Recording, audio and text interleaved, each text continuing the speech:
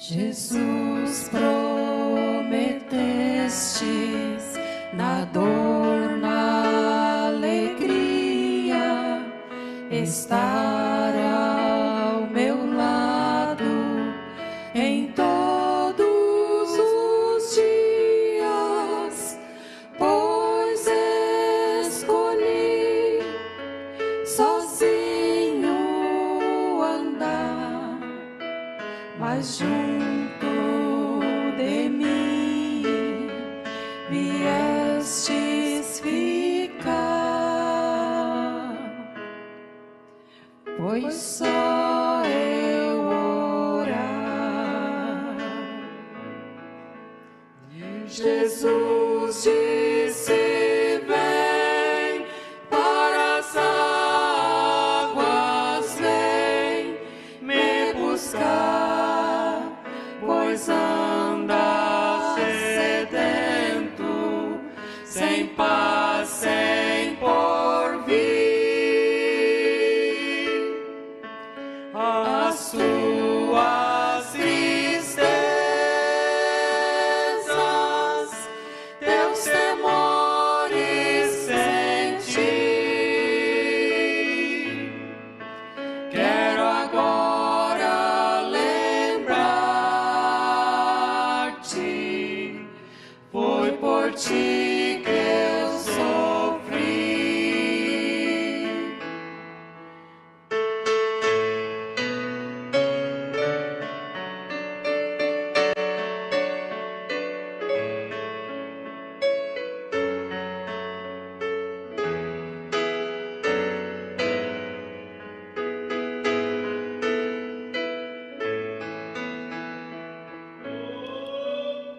A sua bondade não posso entender, mas sei que era o plano do eterno querer.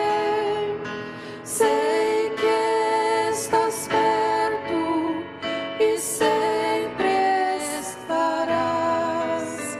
Seu amor me liberta e vida me traz. Que doce paz. E Jesus disse: vem para as águas, vem me buscar, pois andas sedento, sem paz, sem porvir. As suas tristezas, teus temores senti. Quero agora lembrar-te, foi por ti que eu sofri.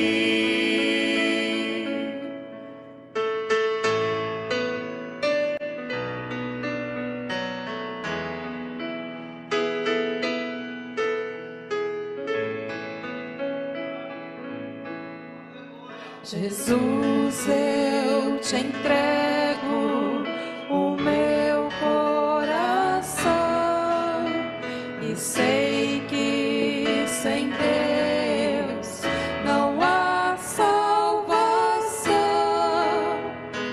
Tudo fizestes por mim, pecador, por isso eu te entrego meu grato louvor.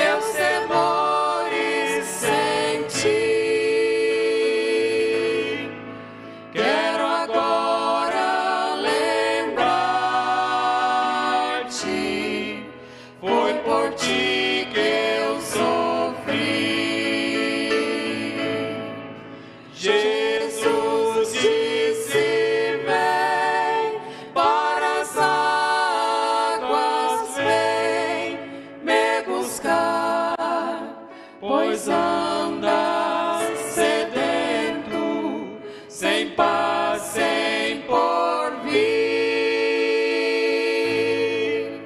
As suas tristezas, teus temores senti. Quero agora lembrar-te, foi por ti que eu sofri.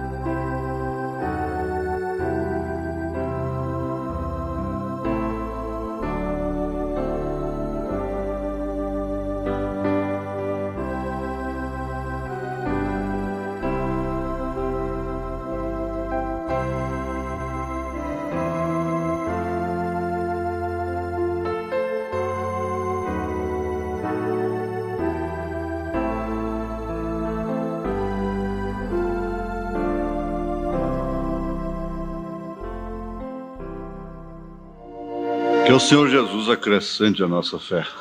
Amém.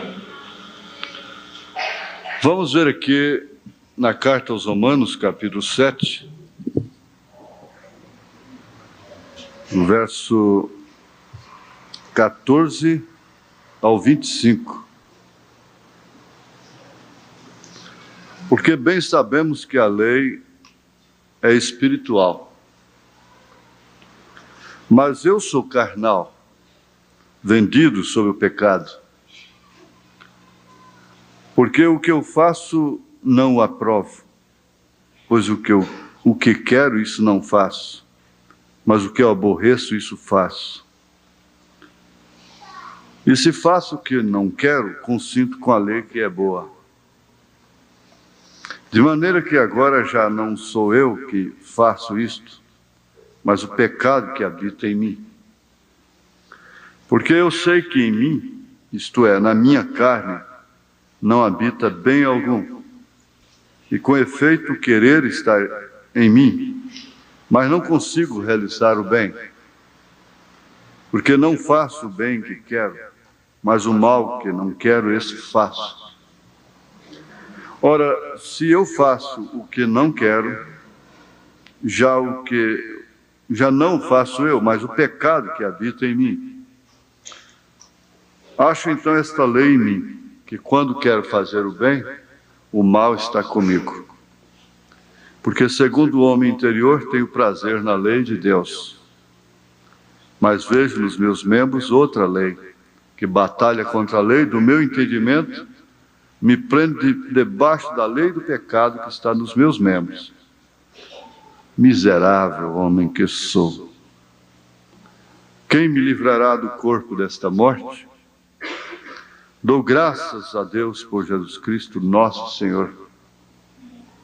Assim que eu mesmo com entendimento sirvo a lei de Deus, mas com a carne a lei do pecado. Te pedimos, Senhor, o Senhor tomar conta deste culto para o bem das crianças, dos inocentes, dos adultos, dos novos e dos velhos, de todos que vieram aqui, e que de uma maneira sincera, reverente, buscam a Tua face. Pedimos que o Senhor vivifique a Tua palavra, também para a cura divina, para a libertação dos oprimidos. Em nome de Jesus Cristo. Amém. Assentai-vos.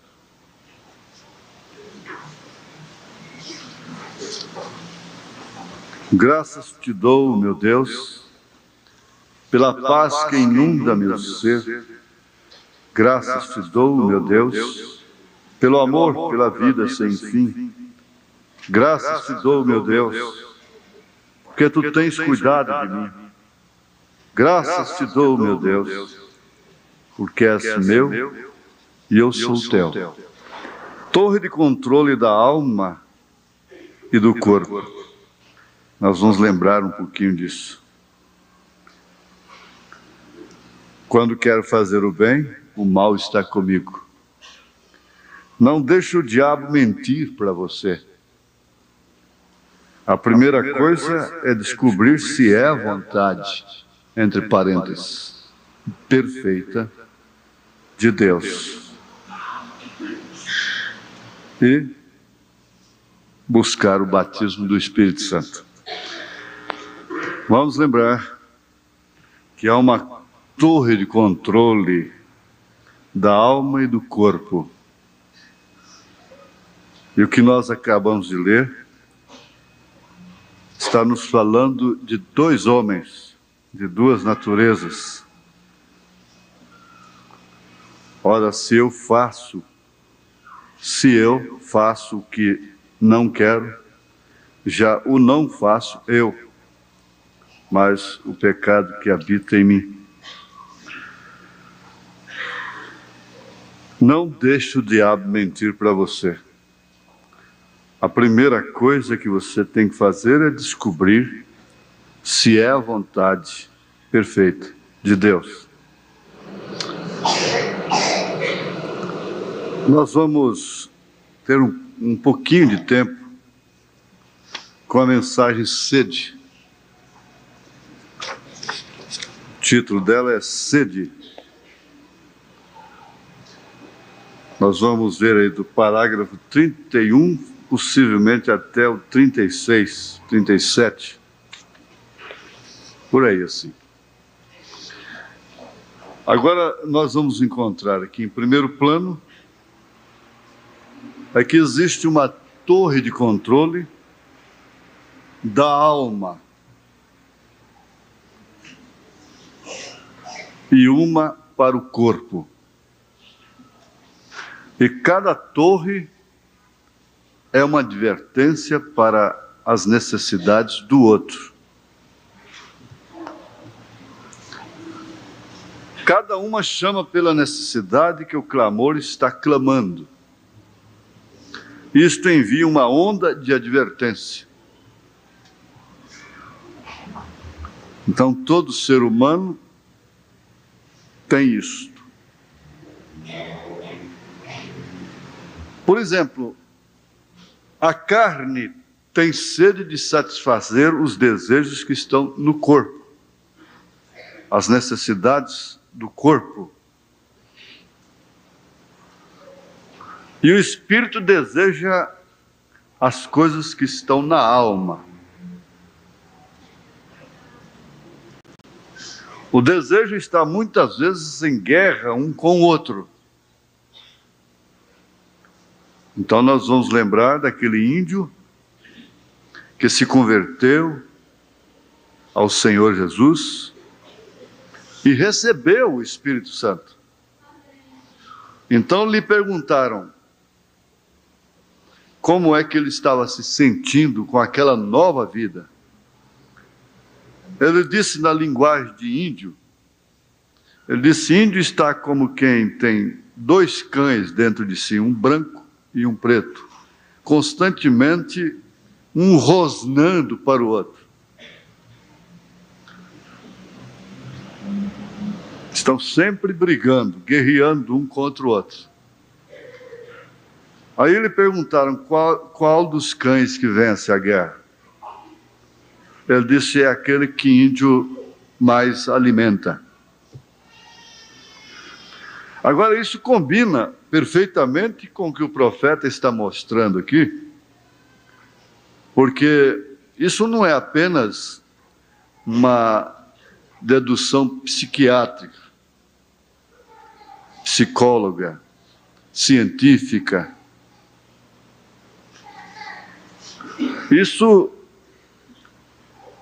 vem do Espírito Santo, que realmente conhece a estrutura do homem. O salmista diz que o Senhor conhece a estrutura do homem. Ele conhece a minha estrutura. Ele conhece a sua estrutura. E conhecendo a sua estrutura, o que ele faz? Ele mostra para você aquilo que você é mais vulnerável, as partes que você, vamos dizer mais claro, aquilo que é mais fraco, o seu ponto fraco da sua estrutura. O profeta diz: há homens que nascem como alcoólatras. Há muitos que tentam inserir o vício em si. Por isso eles conseguem beber de uma maneira temperante, somente em festas, vinhos e coisas assim, em determinados acontecimentos. Outros, porém, basta começar e eles não conseguem mais controlar. Ele disse: você não nasce com desejo de fumar. Para fumar você precisa aceitar, antes de tudo, insistir com o seu organismo, até que o seu organismo possa se tornar vítima daquilo, ser vencido por aquilo. Não é um fundo que clama o fundo. Ele disse também que há homens que nascem com problemas de sexo. E então, esses desejos estão muitas vezes em guerra um contra o outro. Agora, não vamos falar somente de aberrações, de vícios, de tara sexual. Vamos falar daquilo mesmo que é normal, natural, que é lícito. E que muitas vezes não nos convém. É isso que ele está enfatizando. Porque depende muito, muito mesmo da noção daquilo que a pessoa tem, da noção que a pessoa tem a respeito do bem e do mal.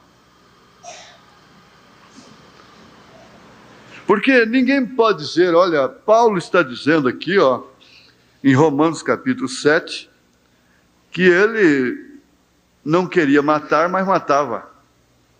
Que ele queria roubar, não queria roubar, mas roubava. Que ele não queria prostituir, mas prostituía. Que ele não queria beber, mas bebia. Que ele não queria fumar, mas fumava. Não, não é isso. Vocês estão entendendo? Não é que ele fumava, não é que ele bebia, esse mal que ele fazia. Depende muito da noção que a pessoa tem a respeito do que é mal e do que é bem. O mal habita em nós, na carne, de uma forma natural, porque a inclinação é inimizade contra Deus.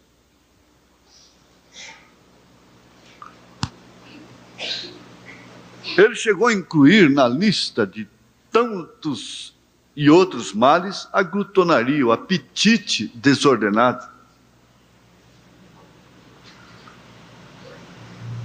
A maledicência, a murmuração.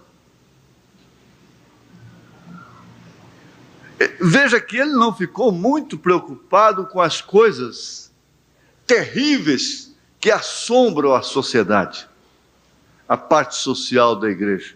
Não. Então ele está tratando desse bem e desse mal da forma que ele é na sua carne e da forma que ele é em sua alma, da forma que ele é em seu espírito. Porque todo homem é mentiroso. Ele próprio disse aqui, seja todo homem mentiroso. De maneira nenhuma, sempre seja Deus verdadeiro e todo homem mentiroso.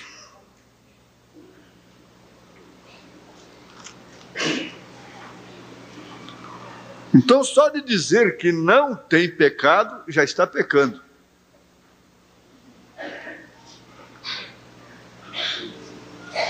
Só de dizer que não é pecador, já está pecando.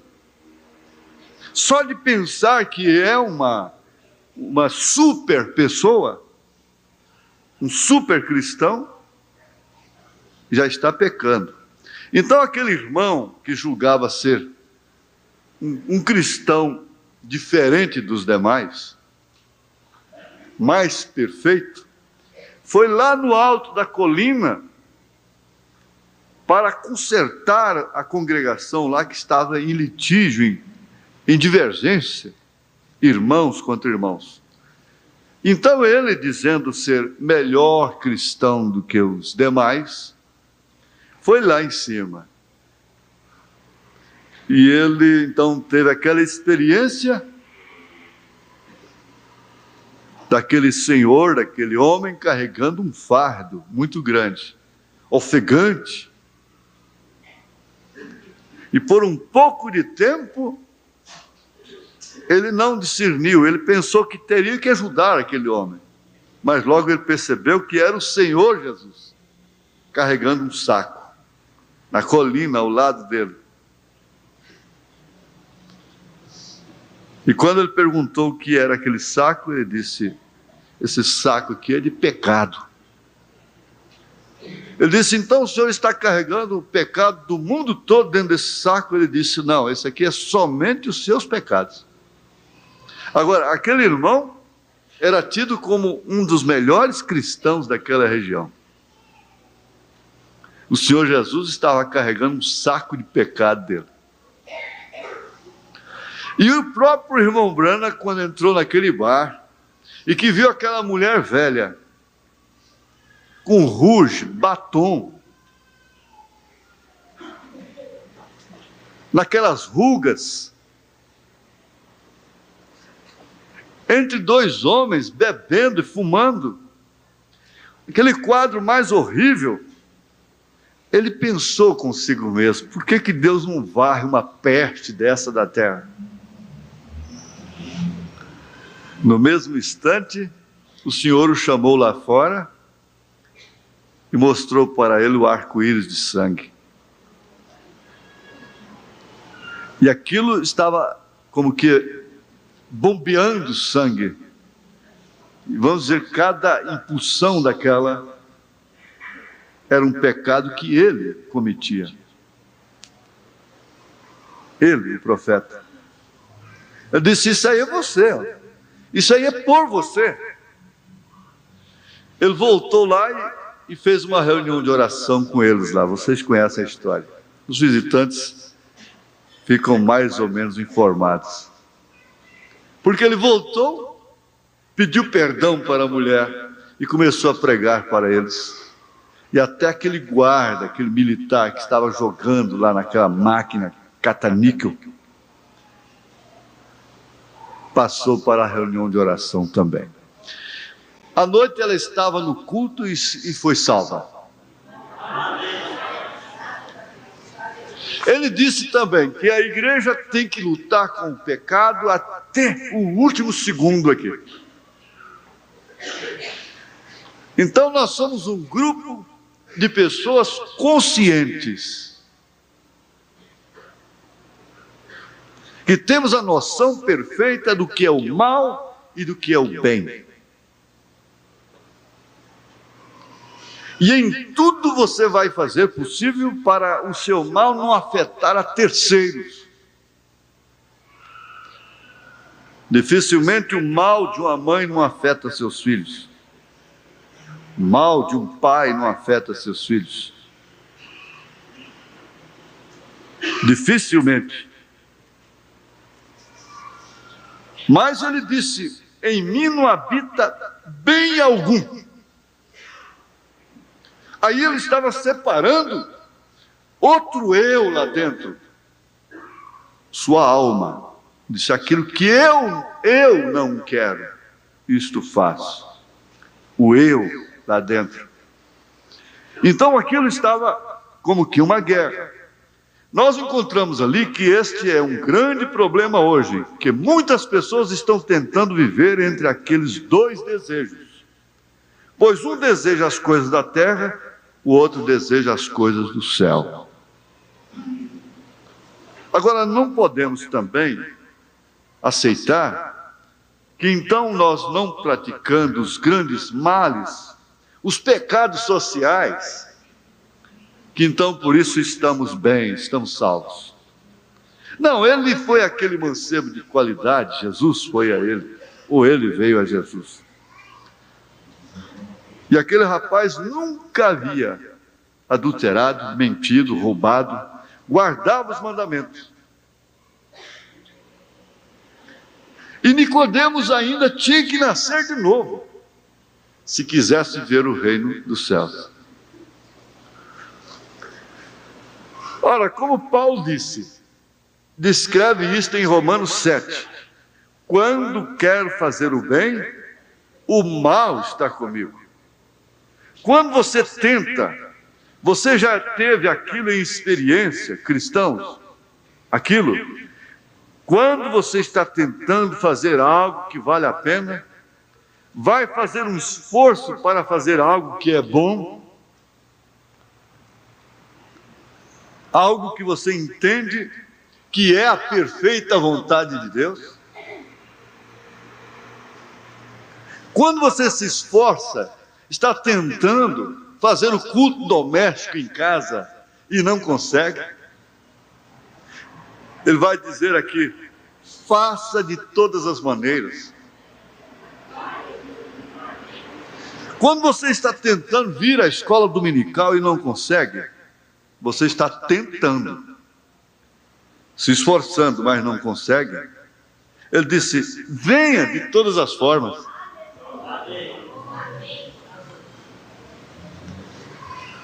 Ele disse, em relação aos maus pensamentos, ele disse: você faça exatamente ao contrário deles. Qualquer lado que Ló escolhesse, Abraão sabia por si mesmo que era o lado errado, era o lado da carne. Então você vai em sentido contrário, age exatamente ao contrário daquilo. E aquilo, veja só, se aquilo é algo que é bom, então você descobre que existe o diabo em cada lado, simplesmente para te contrariar em tudo que você fizer. E aquilo é uma boa coisa. Você acha e crê verdadeiramente que você deve fazer aquilo. Eu gostaria de dizer isto, para que os cristãos possam saber disto. Quando você está começando a fazer algo, e há sempre algo tentando te contrariar para não fazer aquilo, faça-o de qualquer forma. Aquilo é o diabo ali tentando não te deixar fazer o que é certo.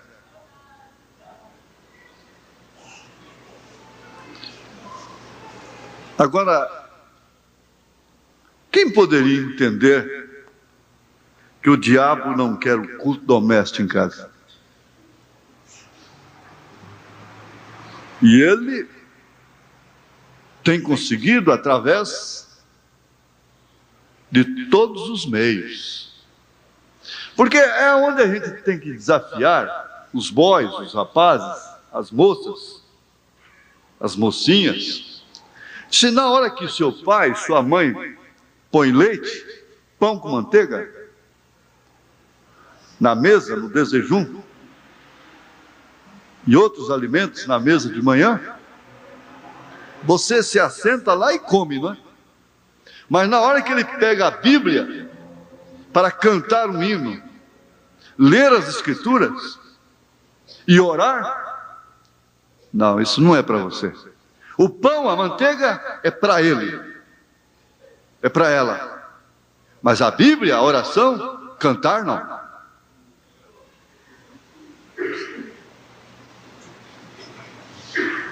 A galinha com arroz, o feijão, o bife, é para ele, é para ela. O pai tem que pôr a roupa, o calçado. É obrigação do pai, é dever da mãe. Mas a leitura da Bíblia, o culto doméstico, não. Isso aí não é mais para nós.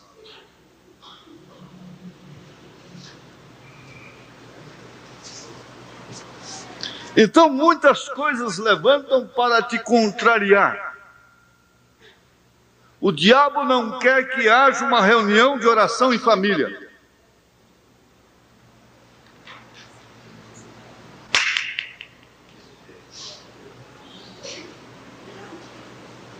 Vocês sabem por quê? Porque a reunião de oração em família, para começar, consolida o casamento.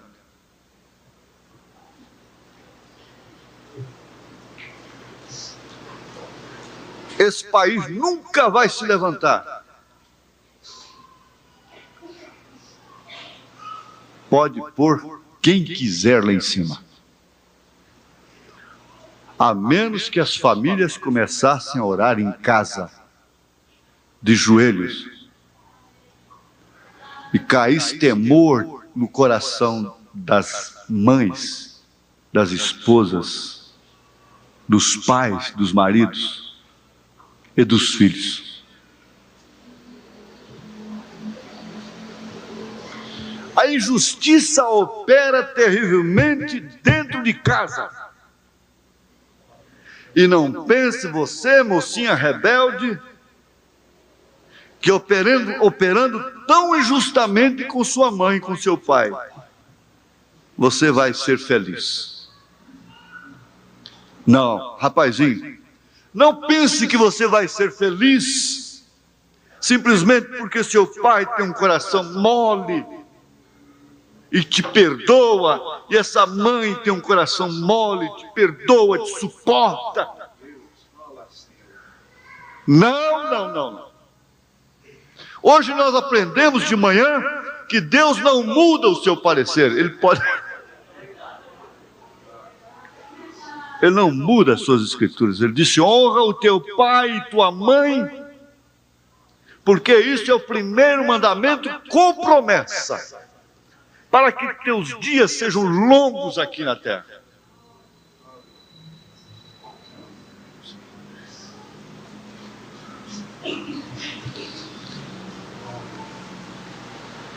Mas é custoso fazer um culto doméstico diante de um aparelho de televisão.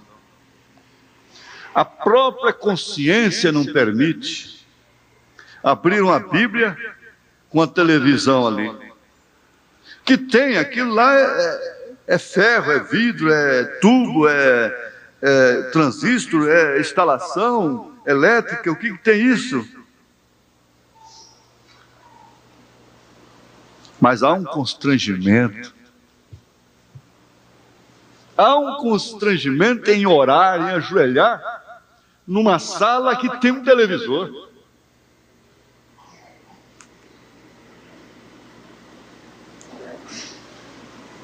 Essa é a verdade que nós estamos vendo. Seria este o mal que Paulo disse que ele não queria, mas fazia?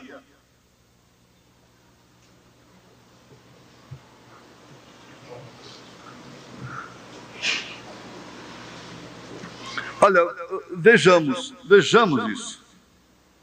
Que essa torre de controle, ela tem comunicação uma com a outra. Cada uma chama pela necessidade que o clamor está clamando, e isso envia uma onda de advertência para a outra. O Espírito adverte o seu raciocínio, a sua consciência, e te constrange a vir no altar. Por que que muitas pessoas não vêm mais ao altar quando vinham antes?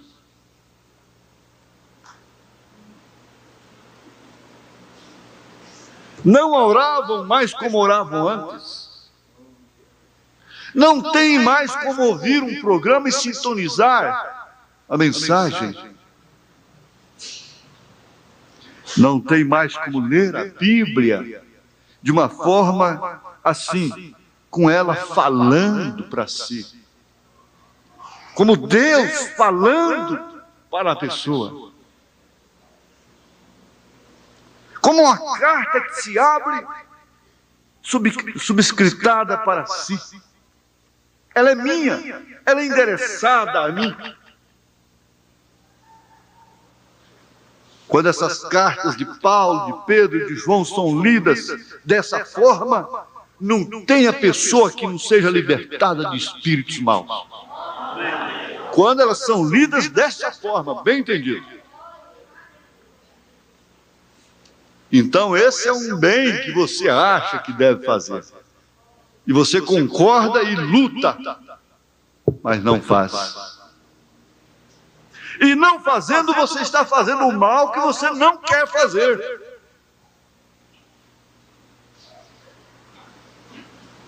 Não fazendo este bem, você está fazendo o mal que você não quer fazer. E deixando de fazer o bem que você quer fazer.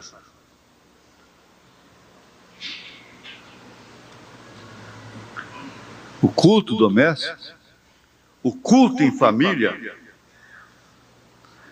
responsabiliza, tira arestas, há acertos no culto em família. Mas o tempo que nós estamos vivendo não permite. Porque o labor é grande demais. Os compromissos estão avultuando, aumentando a cada dia. Cumprindo exatamente aquilo que Jesus disse. Como foi nos dias de Noé, assim também será na vinda do Filho do Homem. Como foi nos dias de Sodoma e de Gomorra, assim também será na vinda do Filho do Homem. Agora, a vinda do Filho do Homem começa com a vinda do profeta. O profeta é um filho do homem. Profeta precursor. Então, os dias estão exatamente iguais ao de Noé.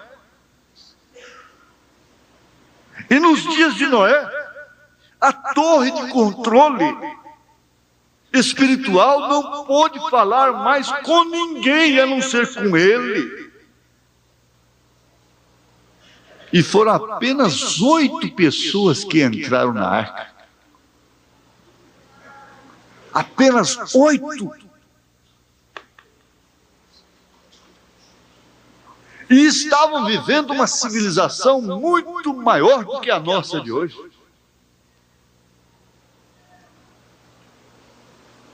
Isso é de se raciocinar. Isso é de ficar parado mesmo, em silêncio. Para escutar, raciocinar, pensar.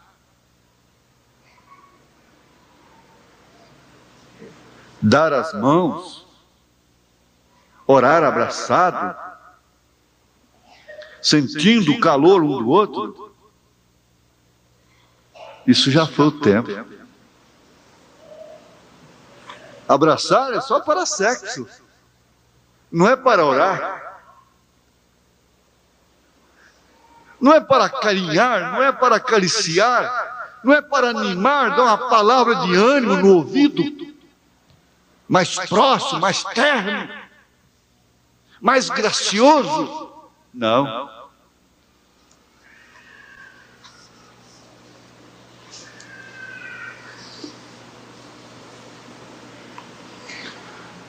Ora, sim, isso está ligado. Está ligado, sim, de tal forma que quando Deus falava com um homem seu, Ele estava falando também com sua mulher. Quando Ele estava falando com Abraão, Sara estava implicada naquilo. para cumprir a sua promessa para com Abraão, Deus precisou de Sara. Deus necessitou de Sara, por isso ele não a matou, porquanto ela estava em seu marido, ela estava em Abraão. E aquela torre de controle não podia de forma alguma emitir uma mensagem sem que ela ouvisse, sem que ela escutasse, ainda que estivesse do outro lado da tenda.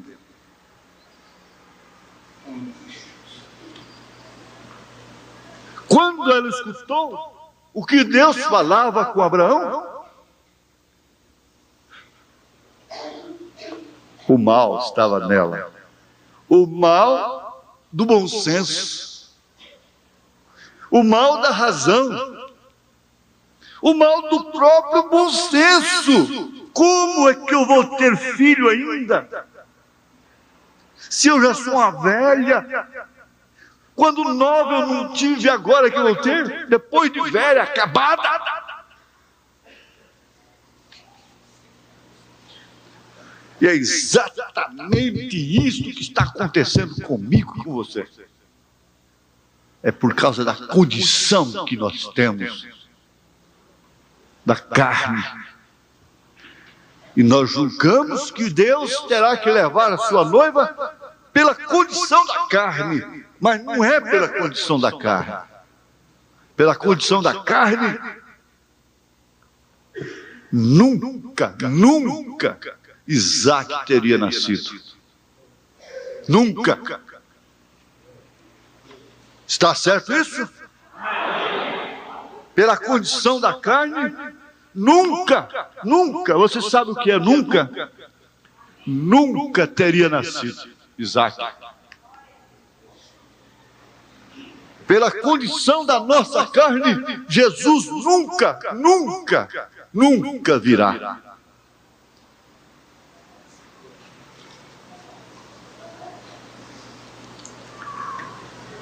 O que Ele quer é que realmente aceitemos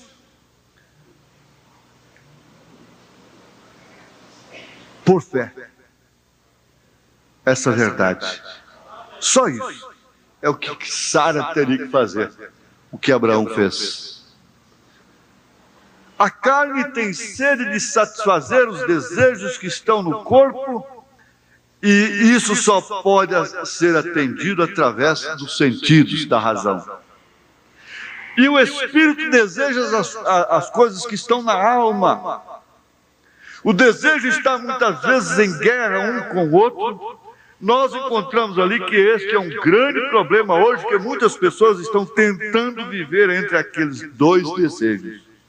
Pois um deseja as coisas da terra, o outro deseja as coisas do céu. Como Paulo disse, escrevendo aos Romanos: quando quero fazer o bem, o mal está comigo. Quando você tenta, você já teve aquilo em experiência, não é verdade? Então, o que você deve fazer? Você deve fazer o culto doméstico, ainda que seja sozinho na sua mesa. Sem rabugice.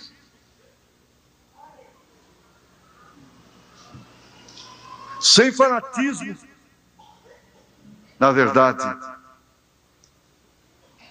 Mas você deve fazer o culto doméstico, ainda que seja sozinho. Ler a sua Bíblia em voz alta. Você, afinal de contas, é o dono da casa. Você é o comprador de arroz dali. Você é o pagador de luz. Você é o pagador de água. Você é o pagador de feijão. Você é o pagador de carne. Você é o pagador de escola. Você é o pagador de sapato, de vestido. Então você tem direito de fazer o culto doméstico na sua casa.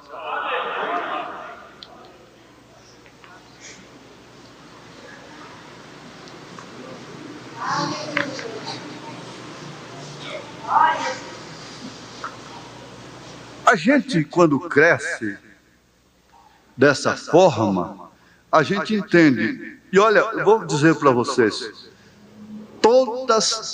oxalá que todas as famílias, todas as crianças para comerem, eu não estou falando que deveriam estar nessa condição de criança de rua, mas bem entendido. Deve ser bem entendido o que eu vou dizer. Mas todas as crianças que existem neste mundo deveriam ter circunstâncias através das quais elas pudessem crescer vendo que era Deus que trazia as coisas para elas em casa. Elas teriam que ver seus pais orando: Senhor, me dá pão para amanhã, me ajuda a ganhar o pão, me ajuda a pagar meus compromissos. Mas elas não têm esse tipo de guerra.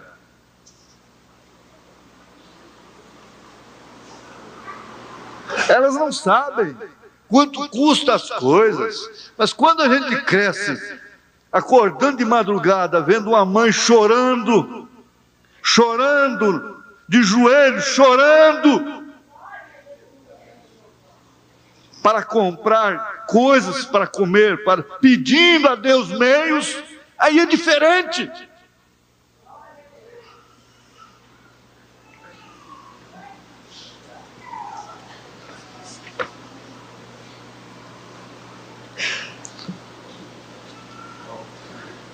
Agora, Deus quer que você faça aquilo, mas o diabo não quer. E o diabo tem só uma maneira de agir, é através da carne. Deus só tem uma maneira de agir, é através do Espírito. Agora, muitas vezes eu encontro com pessoas que são propensas a ser um pouquinho nervosas.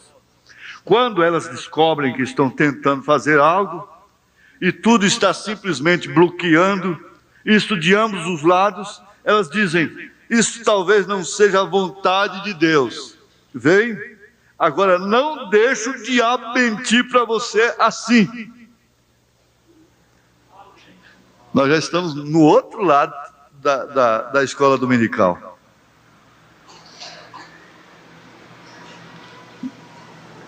Como a moeda tem dois lados, então nós estamos do outro lado da mensagem de hoje de manhã.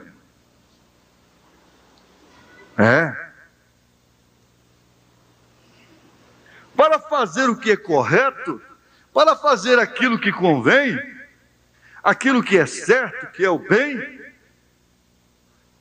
Ora, há tantos tropeços, há tantos bloqueios, que você chega a pensar: isso talvez não seja a vontade de Deus. Agora, não deixe o diabo mentir para você assim. Se você tem certeza daquilo, faça aquilo de todas as formas. Deixe de contrariar o seu espírito e contrarie o diabo. Deixe o diabo contrariado. O diabo tem que estar contrariado, não Deus. Deus não deve estar contrariado com você, mas quem deve estar contrariado com você é o diabo. Todos os dias. Porque é tão fácil desobedecer a Deus, e é tão difícil desobedecer ao diabo. É tão fácil obedecer ao diabo, e é tão difícil obedecer a Deus. É tão fácil cortar cabelo, é tão fácil vestir essas roupas meia lá, meia cá, meia pedra, meio tijolo. Por que não vai logo de uma vez? Não faça tudo logo que tem desejo. Essa coisa morna, não é a coisa nem outra.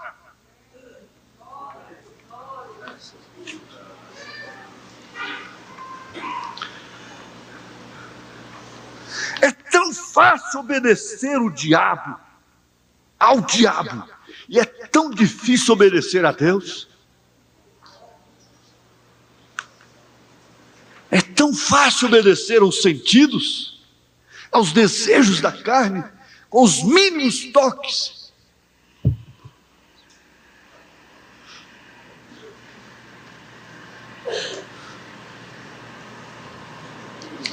Agora, a primeira coisa que você tem que fazer, quando você vai fazer alguma coisa, é você descobrir se aquilo é a vontade perfeita de Deus ou não. Sendo a vontade de Deus, se você descobrir que aquilo é a vontade de Deus, você vai deixar o diabo contrariado.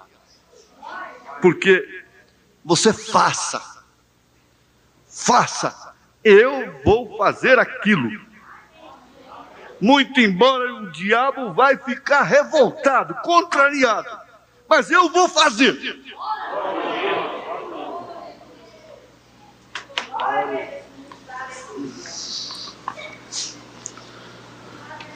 E então, se você deseja saber se é a vontade de Deus, olhe na Bíblia, é só isso. Ali está a coisa, ali está a torre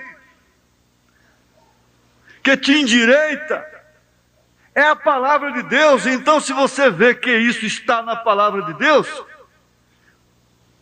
você não precisa temer, você não precisa esconder, você não precisa ficar com medo, você pode seguir em frente, porque aquilo está na palavra de Deus. Deus vai te cobrir.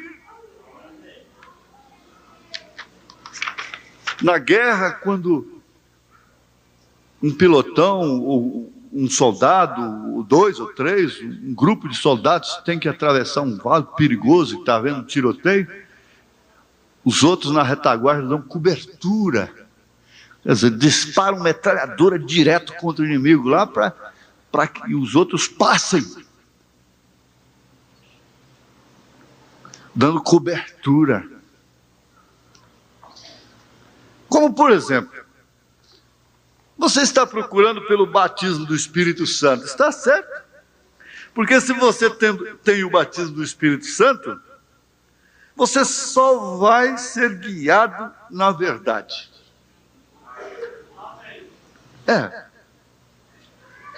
Muitas vezes eu chego às pessoas que dizem: bem, eu tenho procurado pelo Espírito Santo e eu simplesmente não posso recebê-lo.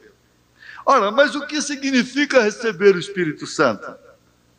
Significa isso, você olhar na Bíblia e fazer aquilo que a Bíblia diz.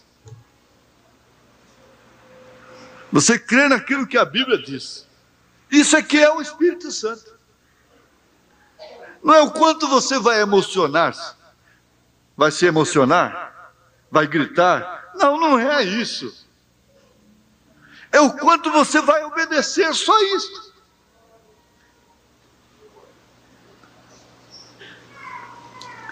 Então ele diz: eu não creio que isso seja para mim, irmão Branham. Todas as vezes que eu tenho uma depressão, eu fico deprimido, eu fico doente. E eu vou orar, se eu jejum, eu fico doente. E se eu tento ficar a noite toda ou ficar acordado, fico tão sonolento. Não consigo orar. Eu não posso levantar os meus pés. Recordem, isso é o diabo. É o diabo de todas as maneiras, porque Deus quer que você tenha o Espírito Santo. O Espírito Santo é para quem desejar. O Espírito Santo é para quem tem sede dele. Muitas vezes você encontra, quando você recebe oração em uma reunião para a cura divina, então no dia seguinte você descobre, sem dúvida, que o diabo fará aquilo se tornar 2 vezes pior do que estava no dia anterior. Vocês que por acaso estejam doentes, observem isto. Ele está dizendo: você veio nessa reunião aqui, esse mal pode piorar 2 vezes mais do que antes de você vir aqui, antes de você receber a oração, antes de você participar dessa atmosfera, que não é só a oração, imposição de mãos, não é isso, é a atmosfera do culto.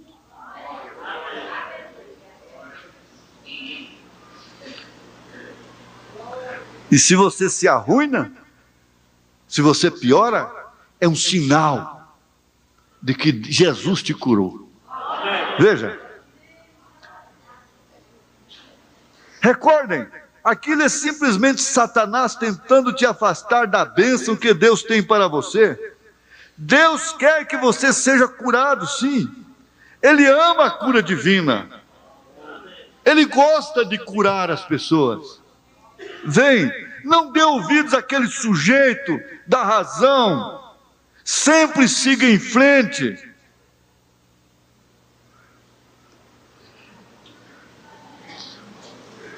Agora ele diz aqui, lá atrás nas selvas, recentemente lá atrás, 480 milhas da civilização mais próxima, uma cidadezinha pequena de umas 3.000 pessoas, de Beira, em Moçambique, nós encontramos nativos que nem mesmo nunca viram uma pessoa branca. Eu vi uma menina nativa, ela estava sem roupas. Todos eles dificilmente usam roupas. E ela estava sentada em uma árvore. E eu estava seguindo o rastro de um leão. E ali estava. Eu via algo como um ser humano gritando. Esta menina nativa estava ali em cima, de olhos arregalados, segurando um bebê. Ela subiu numa árvore. E como ela estava assustada, aquela é a única proteção que ela tinha. Era subir em uma árvore, por causa do leão, por causa do leopardo, outra coisa, ou qualquer animal. E ela havia me visto, e eu vi que era um ser humano, mas quando ela olhou e viu uma pessoa branca, ela nunca havia visto uma em sua vida, então ela ficou morrendo de medo e subiu na árvore, pensando que era um bicho também.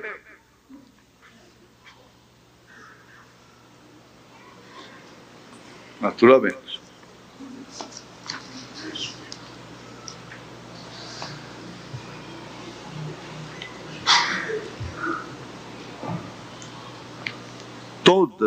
Todas as pessoas que vivem no seu ambiente, elas sabem como se protegerem dos perigos daquela região. E aquela pobre criança sabia que a maneira dela se proteger do leão, do leopardo, ou de qualquer outro animal, inclusive de um homem branco, era subir numa árvore.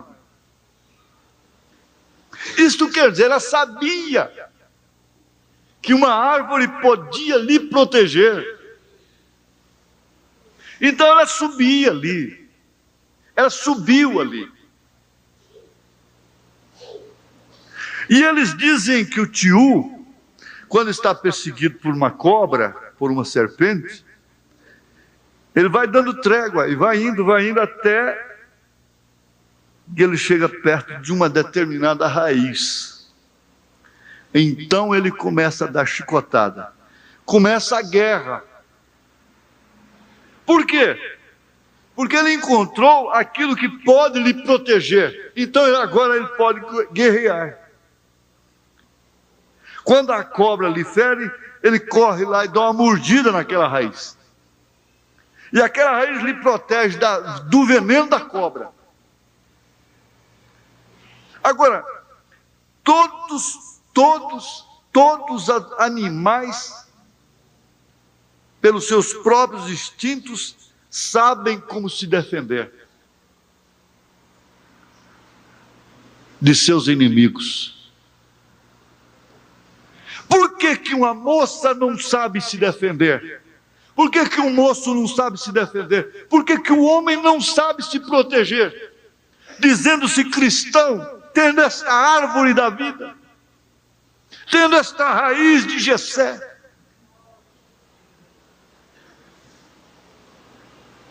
tendo esse Espírito Santo que fala, que controla, que é uma torre dentro de si. Nós não era para nós estarmos as palpadelas, assustados, amedrontados, queixosos,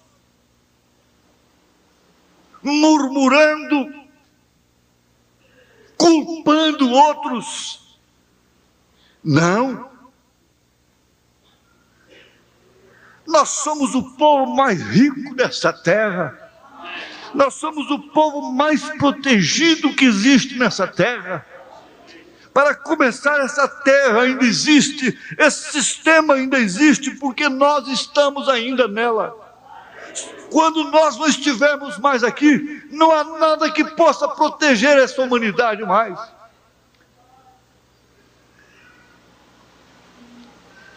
Isso não é tonteria.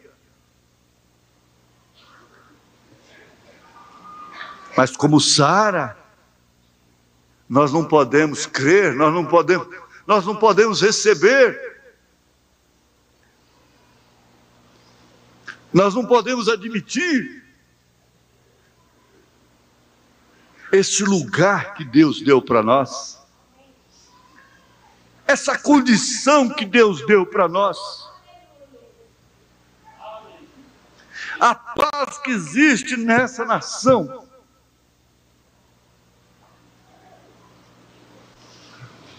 é por causa da mensagem, é por causa desse povinho. Eles não podem admitir.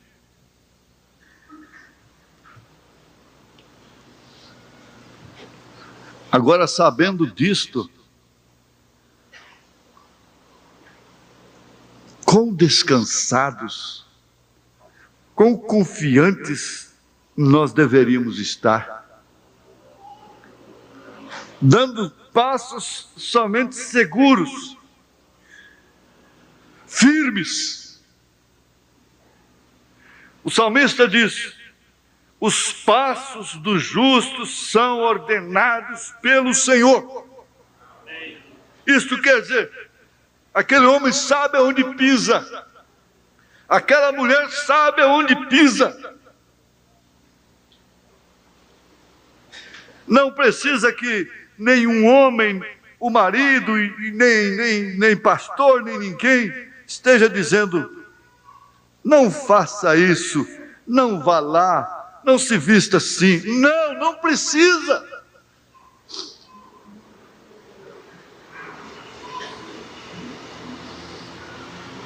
Ela sente mal em determinados recintos. Ela não entraria ali por preço algum. Ela não teria tais amizades. Você sabe que uma mulher, especialmente a mulher, ela é julgada pelas amigas dela. Se uma mulher anda com mulher de rua, pode saber que ela também prostitui.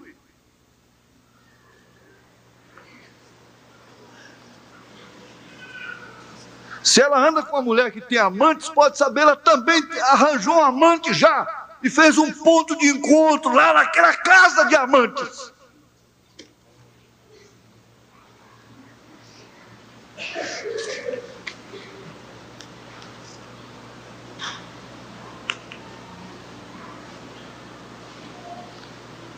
Nada disso seria necessário. Nada disso é necessário. Você sabe, como São Paulo, o que é bem e o que é mal. Você sabe perfeitamente. E você conhece a arma que te protege. Você conhece o lugar que te protege. Você sabe onde você está perfeitamente velada. Não está exposta. A igreja sabe que há um único lugar escolhido por Deus para adoração. Há um único lugar por Deus escolhido para fazer habitar o seu nome. Há um único lugar escolhido que é de fato o esconderijo do Altíssimo, que é a sombra do Onipotente.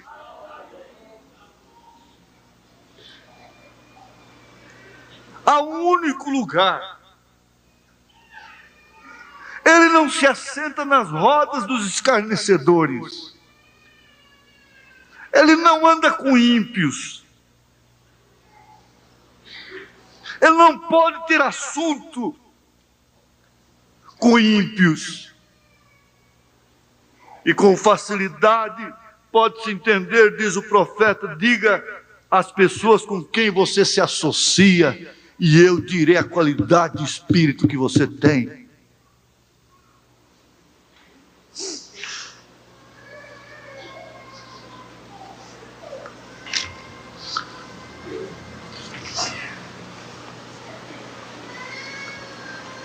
Agora aqui há uma coisa muito tremenda, veja. É algo que é natural, que é uma coisa fora, não é uma coisa fora do natural ter sede por Deus. É uma coisa natural, é simplesmente algo que você deve fazer. Deus te fez assim, e não é nenhum super-humano, é realmente um ser humano comum. Não é que seja para algumas pessoas especiais ter sede de Deus, não. O salmista diz: a minha alma tem sede de ti, tem sede do Senhor. Bem, eu já vi algumas pessoas viverem uma vida vitoriosa, que estão constantemente no telhado louvando a Deus. Eu gostaria de me sentir desta forma, mas eu não consigo.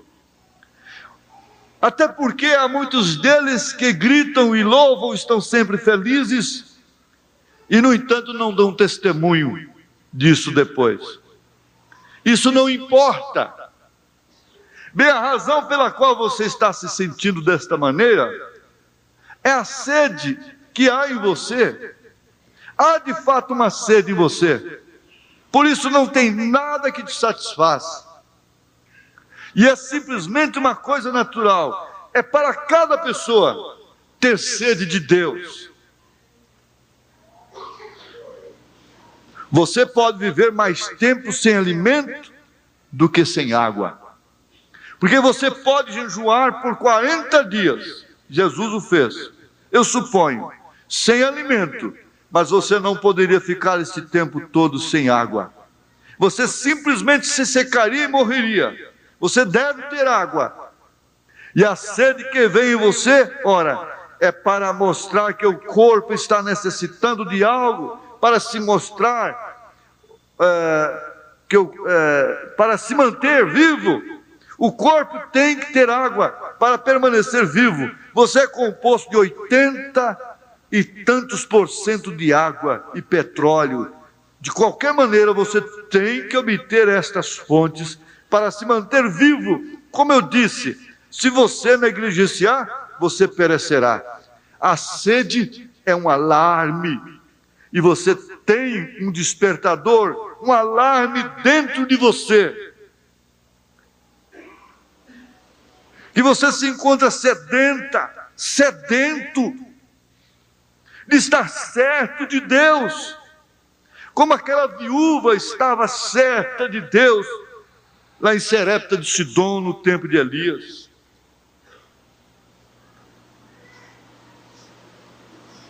Ela ia morrer. Mas quando Elias chegou na sua casa, bateu na sua porta, ela lhe deu o resto que tinha, e a coisa foi multiplicada, e a ressurreição entrou na sua casa. Ela estava certa de Deus, e por isso ela não se corrompeu, sendo a mulher ainda jovem, e passando tantas necessidades, mas ela manteve no calibre de Elias. Por isso Deus a enviou à sua casa, havendo tantas viúvas naquele tempo, e que por razão, cada uma delas podia agir de uma maneira falsa, circunstancialmente, mas, porém, ela se manteve fiel ao seu caráter, ao seu princípio. Ela não fez aquilo que a razão diria para ela fazer. Por isso, Elias foi à sua casa, e o poder de Deus entrou lá. O seu filho, na verdade, morreu, mas foi ressuscitado. A morte tem entrado, na verdade, mas haverá ressurreição. Nessa casa que recebeu Elias. Ora, a mensagem diverge, varia muito, mas toda ela está enquadrada exatamente nesse ponto. Torre de controle. Você pode olhar que cada um deles teve uma torre de controle dirigindo, como José lá no Egito, como a viúva que acabamos de citar, como Moisés lá no deserto, como Davi, e no Novo Testamento, Paulo, e todos eles é a igreja primitiva. Agora eu pergunto, há uma torre de controle controlando essa igreja ou não há? Há uma torre de controlando a sua vida, de controle, controlando a sua vida ou não há? Em que condição nos encontramos? Na condição de Abraão, se secando a cada dia que passa? Na condição da viúva de Sarepta de Sidom? Depois de tudo o filho morre? Em qual é a condição que nós nos encontramos? E hoje de manhã, fez menção aqui com as crianças, estudou com as crianças, as campainhas no peito do sacerdote, do sumo sacerdote, Arão. Enquanto elas batiam, tiniam, enquanto elas faziam barulho, é sinal de que ele estava vivo. Estava vendo, era uma forma de controle, sinal. O controle é a torre dá sinal. Então o sinal que aqueles que estavam de fora tinham de que ele estava realmente vivo é porque as campainhas não batiam, não paravam de soar. E no seu movimento ali oferecendo sacrifício, elas ficavam tinindo. Então eles tinham certeza de que ele estava vivo. Agora, se aquilo silenciasse, parasse, então eles sabiam que ele havia morrido. O silêncio significava morte naquele caso, porque não havia mais mensagem.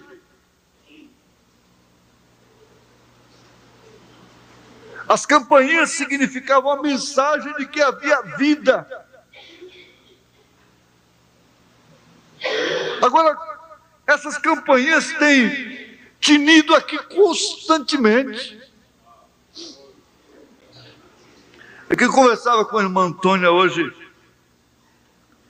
Nós estamos aqui com uma fartura. Culto na segunda-feira à noite, na quarta-feira à noite, sexta-feira à noite, domingo de manhã, domingo à tarde, 3 programas de rádio por dia, fitas de vídeo, fitas de cassete. Que fartura!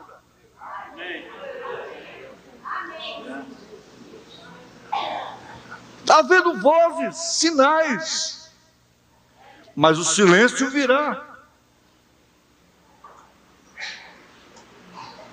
Haverá um silêncio. Poderá chegar um momento que você vai suspirar por um culto desse, suspirar por uma escola dominical, suspirar para ouvir um programa de rádio, uma mensagem, e não vai encontrar.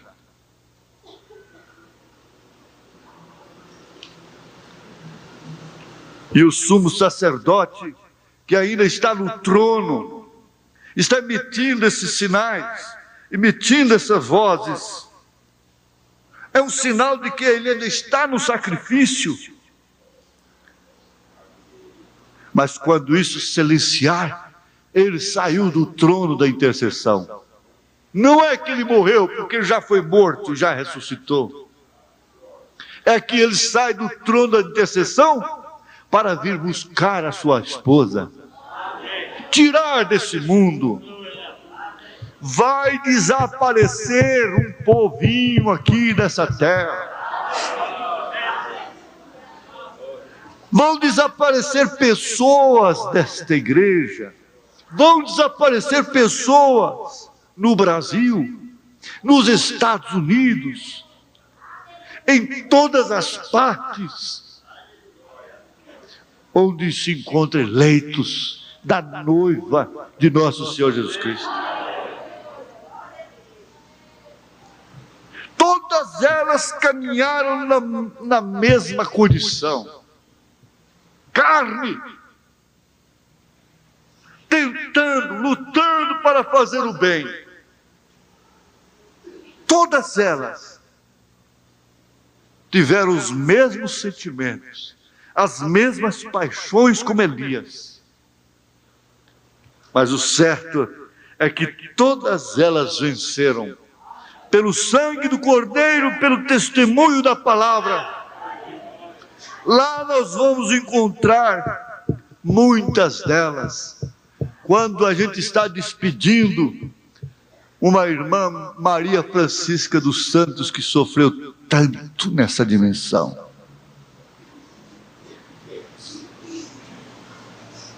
Quando a gente está despedindo mais um dessa dimensão aqui, ora, a gente tem certeza absoluta de que eles têm entrado na sexta dimensão, onde não há esta guerra mais, de querer fazer o bem e não fazer. Lá não se tem que fazer culto doméstico para educar filhos, para sustentar a atmosfera familiar.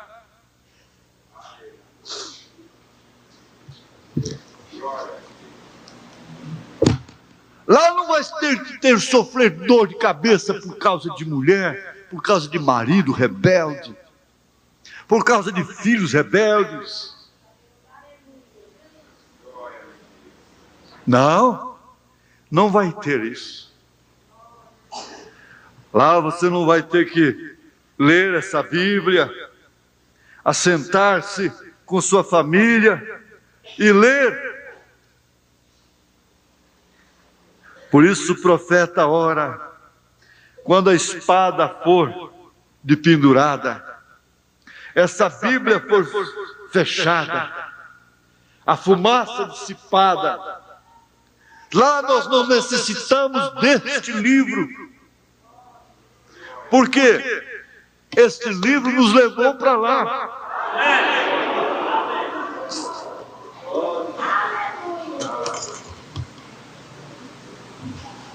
Lá nós não vamos precisar de uma consulta médica. Lá nós não vamos ter que nos hospitalizar. Lá nós não vamos nos envelhecer. Nós não vamos ver os cabelos ficando grisalhos. O tempo passando. Mas o aniversário, rosas, velas e coisas e parabéns e presentes, não. Eu desde já não gosto de aniversário. Aleluia! Glória a Deus! Lá não tem festinha de aniversário, porque a velhinha de 90 anos aqui é uma jovem de 22 anos lá, e lá não tem mais aniversário, você sabia? Lá não vai ter aniversário.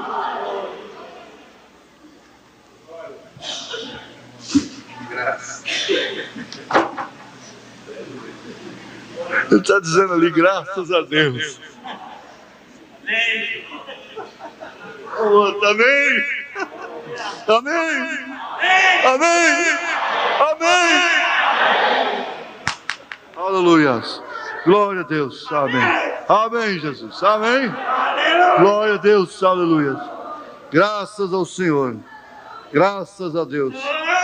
Amém. Amém, Jesus. Amém. As campainhas ainda estão tocando. Graças a Deus. Amém. Graças ao Senhor. Vamos ficar de pé.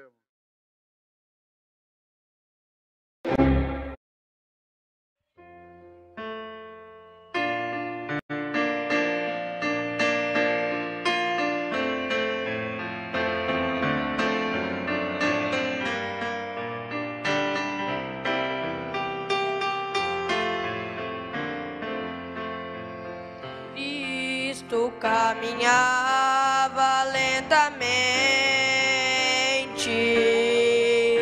passo a passo com decisão. De repente ele falou, alguém tocou-me, alguém do meio da multidão. A multidão te oprime de todos os lados assim. Cristo disse, alguém tocou-me diferente, pois eu senti, saiu virtude de mim. Toca pela fé agora em Jesus, pois Ele vai te conceder a luz. Estende a mão, Jesus vai te tocar. Toca pela fé agora, é só pedir, que de Jesus virtude vai sair. Estende a mão, Jesus vai te tocar.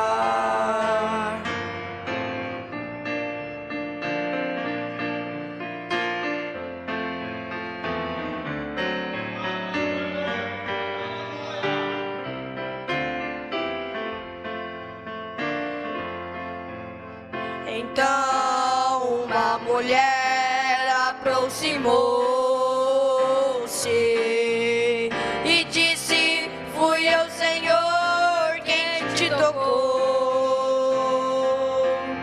Cristo ali falou-lhe muito suavemente, vai em paz, que a tua fé te salvou. Toca pela fé agora em Jesus, pois Ele vai te conceder a luz. Estende a mão, Jesus vai te tocar. Toca pela fé agora, é só pedir, que de Jesus virtude vai sair. Estende a mão, Jesus vai te tocar.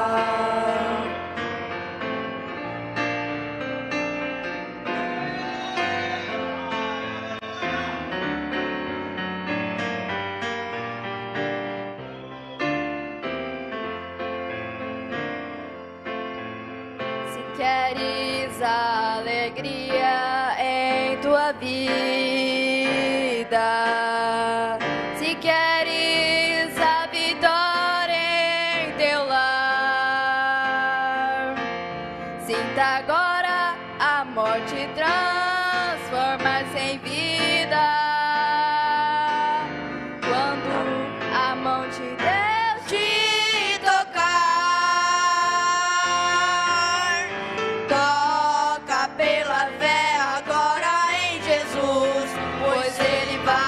Conceder a luz, estende a mão, Jesus vai te tocar. Toca pela fé agora, é só pedir, que de Jesus virtude vai sair. Estende a mão, Jesus vai te tocar. Toca pela fé agora em Jesus, pois Ele vai te conceder a luz. Estende a mão, Jesus vai te tocar. Toca pela fé agora, é só pedir, que de Jesus virtude vai sair. sair. Estende a mão, Jesus vai te tocar.